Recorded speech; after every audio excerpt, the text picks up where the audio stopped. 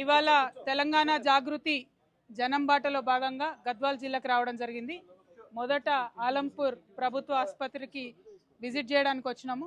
ఇక్కడ 100 పడకల hospital sanction అయింది, బిల్డింగ్ కట్టినారు. కానీ బిల్డింగ్ కట్టినప్పటి నుంచి ఇప్పటి వరకు కూడా అనునిత్యం సమస్యలే.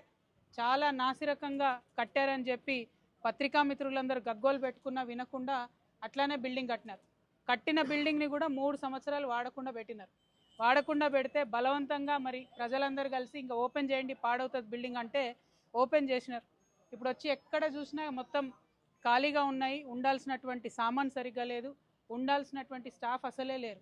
నేను పదే పదే చెప్తున్నది ఒకటే, 15 జిల్లాలకు పోతే ఏ జిల్లాకు పోయినా కూడా అక్కడ ఉండేటటువంటి అరకొర వసతులతో అయినా సరే ప్రభుత్వ డాక్టర్లైనా, ప్రభుత్వ నర్సులైనా, శానిటేషన్ సిబ్బంది అయినా ఎంత వీలైతే అంత పేద ప్రజలకు సేవ చేస్తూ ఉన్నారు వాళ్ళకు ఉన్నటువంటి పరిమితులలో. కానీ ప్రభుత్వాలు మాత్రం మరి అండగా నిలబడి పెద్ద ఎత్తున క్యాడర్ స్ట్రెంత్ ఇద్దాము, డాక్టర్స్ ఇద్దాము, నర్సులను ఇద్దాము అనేటటువంటి ఆలోచన కనబడటం లేదు. దానివల్ల అల్టిమేట్గా ప్రజలకే ఇబ్బంది అవుతున్నటువంటి పరిస్థితిని మనం గమనిస్తున్నాం. ఇక్కడ మరి హాస్పిటల్ శాంక్షన్ అయింది, 100 బెడ్లని తెలుసు, ఇంత పెద్ద బిల్డింగ్ కట్టినామని తెలుసు. కానీ ఇప్పటి వరకు కూడా కనీసం క్యాడర్ స్ట్రెంత్ శాంక్షన్ కాలేదు.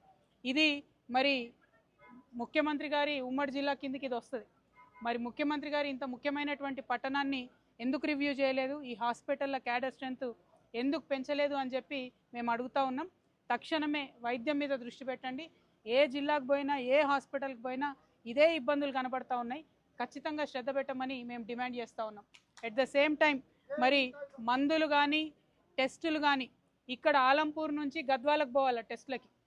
ఇక్కడ ఇచ్చినటువంటి శాంపుల్స్ అక్కడికి పంపించి రిజల్ట్స్ రావడానికి మినిమం 1 or 2 days పట్టేటటువంటి పరిస్థితి ఉంటుంది. మరి ఇక్కడ కూడా ఎంత వీలైతే అంత కొన్ని టెస్ట్ సౌకర్యాలు, టెస్టులు చేసేటటువంటి అవకాశం కల్పిస్తే తొందరగా ప్రజలకు సౌకర్యవంతంగా ఉంటుందని చెప్పి కూడా మేము డిమాండ్ చేస్తూ ఉన్నాం. మరి ఈ జిల్లా మొత్తం అంతా పెద్ద పెద్ద నాయకులు ఉన్నారు, అరుణమ్మ గారు ఉన్నారు, మరి చాలామంది పెద్ద నాయకులు ఉన్నారు. కాబట్టి వారందరినీ కూడా కోరుతున్నా, ఇది ఆడబిడ్డలకు సంబంధించిన విషయం, హాస్పిటల్కి సంబంధించిన విషయం, మీరు పట్టించుకొని తొందరగా క్యాడర్ స్ట్రెంత్ సాధించవలసిందిగా డిమాండ్ చేస్తున్నాం. Thank you. జై తెలంగాణ, జై జాగృతి.